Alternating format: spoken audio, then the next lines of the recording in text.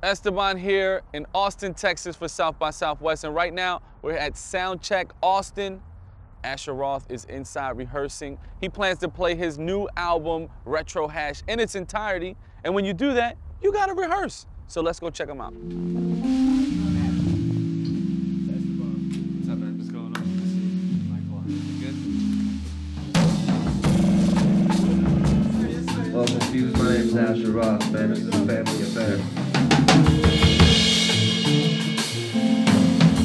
So we pulled this guy out of his rehearsal so we can get the skinny Retro Hash. Yeah, man.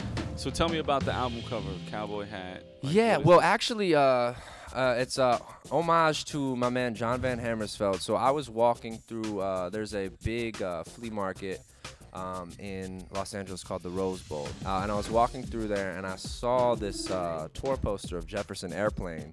And it's this Native American. So I walked by and I was like, okay, this is cool. And then I came back and I was like, I have to buy this. I need to own this. And then when it came time down to like, yo, what are kind of the aesthetics and what are you looking for to do for this album? And I showed a picture of the Native American. I showed this picture of like this weird sketch of John Lennon and then Andy Warhol's Flowers. Two of those three were done by John Van Hammersveld, who was living next door to Dave Appleton, who manages me. Wow. And he was like, yo, that's my neighbor. It's so trippy. And that's the thing, man. Retro Hash is just kind of one of those meant-to-be projects. So now we're here at South by Southwest. You're playing the album in its entirety? We want to introduce the new music, Right. but we also want people to be familiar with stuff. So we're going to play key joints mixed in with some other stuff and really piecing together the body of work that I think people are really going to be able to relate to. Me being a huge hip-hop fan, I gotta be completely honest. Really, hip-hop shows are kind of whack. Oh my God, they're the worst.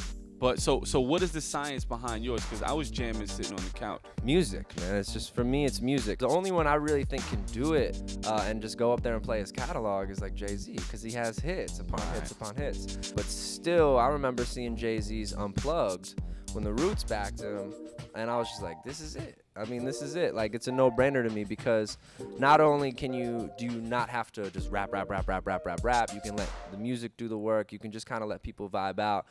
I like that you work with certain producers you have chemistry with, and you actually go in and create bodies of work. Yeah.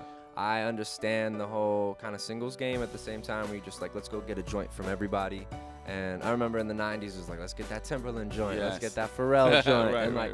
which is great, and obviously bangers. But I'm huge on cohesive bodies of work that you can just throw on and ride. I think that when you have a bunch of different producers and you're really trying to hone in on something that people might like and hopefully they like, there starts to become a disconnect, and people can hear that stuff. You listen to the new Tangerine record, we had a blast making that. I feel like when people listen to Tangerine Girl, like, man, this sounds like they had so much fun making it. Right. So that's all. I mean, that's why it's so important to work with people you have chemistry with and not necessarily who's hot at the moment.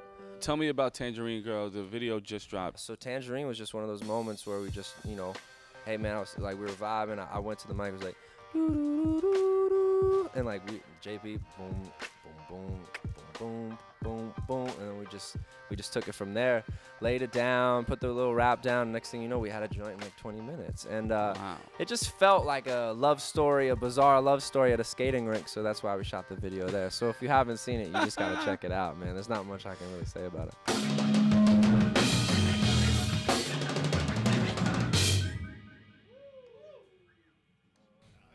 As blended of a genre as you've been making hip hop, like, do you feel that you can even say that it's still hip hop? Yeah, I mean, it's tough, and it's funny listening to people try to give it a genre. I did feel like there was rules for a little bit. I did feel like I had to appease certain cats, you know, because I was really young when I came in. And then it just got down to a point where I was like, I don't care, man. We went from rocking sold out shows in Boston. I remember the first show of the Great Hangover tour with Cuddy, and then I'm in Nashville, Tennessee, and there's like 8 people there. So to experience that, but like, I had kind of that Benjamin Button experience, you know, because we came out the gate, woo, like this is brand new. So I had to learn as I went, and to have those experiences, to have the down, it's just turned me into who I am today. And just where and why I was doing this. I think that's a super important question that a lot of artists and people who create for a living and are lucky to do that, to understand and ask themselves the question on why are you doing this. Like, I'm big on influence more than fame. I want people, I want to start conversation. I want to do dope stuff and do stuff that I'm proud of. And I have a solid foundation from I Love College. I have fans that are like, yo man, you're my guy, like what's going on? So to come back, have that foundation and hit them with some real stuff, I feel like sky's the limit right now. Word. Appreciate your time, man. Nah, man, you already know. You already know. I can't wait to see this. For all of our South by Southwest coverage, check out Fuse.tv.